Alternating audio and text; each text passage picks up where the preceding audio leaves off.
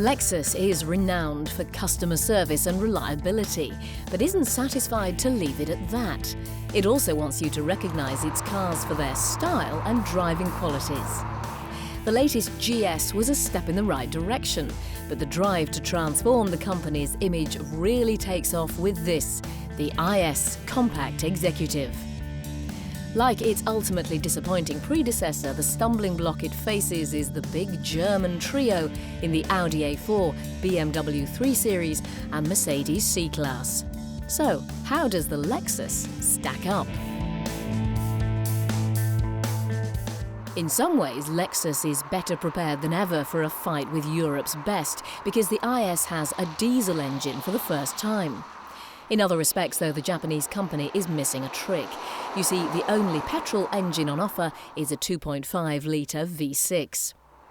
Although it's smooth, punchy and sounds great when accelerating, its emissions put it in a high company car tax bracket. Ironically, the auto is 4 tax bands lower than the manual. The diesel chugs noisily around town and is slow away from the mark. It doesn't rev well either, so getting the best from it demands too much effort. Nor does the new IS drive with the finesse of the 3 Series. It's nimble and agile, but it doesn't satisfy keen drivers like the BMW. The ride is over firm around town and noisy.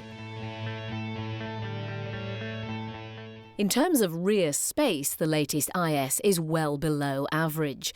There's certainly insufficient room for a tall passenger to sit behind an equally lanky driver.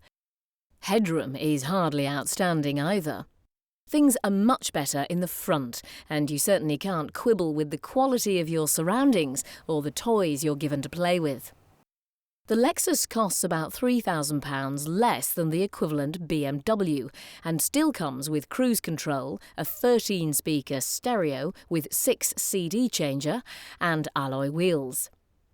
There are 2 higher trim versions which take the specification from generous to utterly magnanimous. Heavy fuel consumption and emissions will put company car drivers off the V6, though the low entry price and high level of equipment are bound to appeal to a few. The diesel makes more financial sense, but it's nowhere near as competitive as its rivals for fuel economy or CO2 emissions, particularly if you choose the sport model.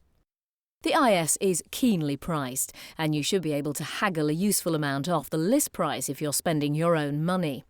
Better still, residual values are excellent, especially for the diesel. The IS has plenty going for it. It's well built, well equipped and holds its value well. Unfortunately, it falls well short of the class best in too many areas. The ride quality and rear legroom are below par, but the biggest problem is its diesel engine, which doesn't provide the refinement, pace or low emissions that buyers expect.